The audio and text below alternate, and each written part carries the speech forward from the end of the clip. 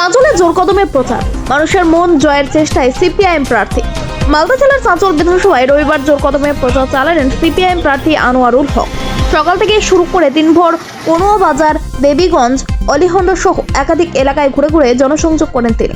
সাধারণ মানুষের সঙ্গে সরাসরি যোগাযোগ গড়ে তুলে তাদের আস্থা অর্জনের চেষ্টা করেন বাম প্রার্থী।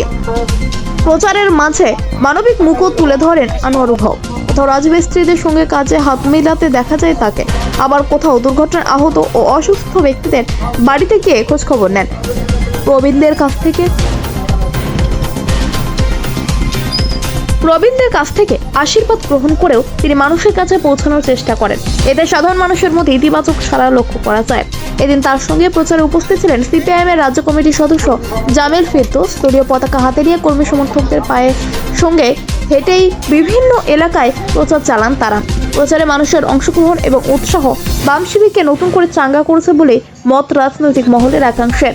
উল্লেখযোগ্য বিষয়, প্রায় 15 বছর পর কংগ্রেসের সঙ্গে জোট ছাড়াই এই বিধানসভায় প্রার্থী দিয়েছে সিপিআইএম। ফলে শুরু থেকেই কর্মী সমর্থকদের মধ্যে নতুন উদ্দীপনা লক্ষ্য করা যাচ্ছে। তবে চাঁচল বিধানসভায় এবার চতুর্মুখী লড়াইয়ের প্রেক্ষাপটে সিপিআইএম কতটা প্রভাব বিস্তার করতে পারে সেটাই এখন দেখার বিষয়। অলিহন্ডা জিপিতে আমরা জনসংযোগ করছি এবং লোকের সাড়া পাচ্ছি, খুব ভালো লাগছে। আর সবাই তো আশীর্বাদ দিচ্ছে যে জিত এবার বামফ্রন্টের 100%। আমরা খুবই খুশি এত লোকের সাড়া পেয়ে, মানে আর আমার মুখের ভাষা নেই। বলছিলাম, একজন অসুস্থ লোকের বাড়ি গেছিলেন, কি হয়েছিল?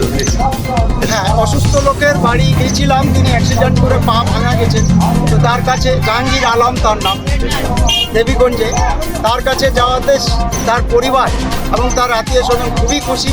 এবং তাকে আমি বললাম আমার যদি কোনোদিন প্রয়োজন হয় আমার নার্সিংহোমে, আমি ওকে হেল্প করতে প্রস্তুত আছি। শ্রমিকদের সঙ্গে হাত মিলিয়ে আমি নিজে আনন্দিত, কেন আমি শ্রমিক ঘরের ছেলে, কৃষি ঘরের ছেলে। তারা নিজেরাই হাত মিলিয়ে আমাকে আশীর্বাদ করবে। মানে চোর, দুর্নীতি, ঘোষখোর, এই ধাপ্পাবাজির বিরুদ্ধে সবাই এগিয়ে আসছে। হয়তো অনেকে বলছে তৃণমূলের ভয়ে, বিজেপির ভয়ে ঘরে আছে, কথা বলতে যাচ্ছি, তারা চোখের ইশারায় মারছে যে ভোট এবার বাম করে।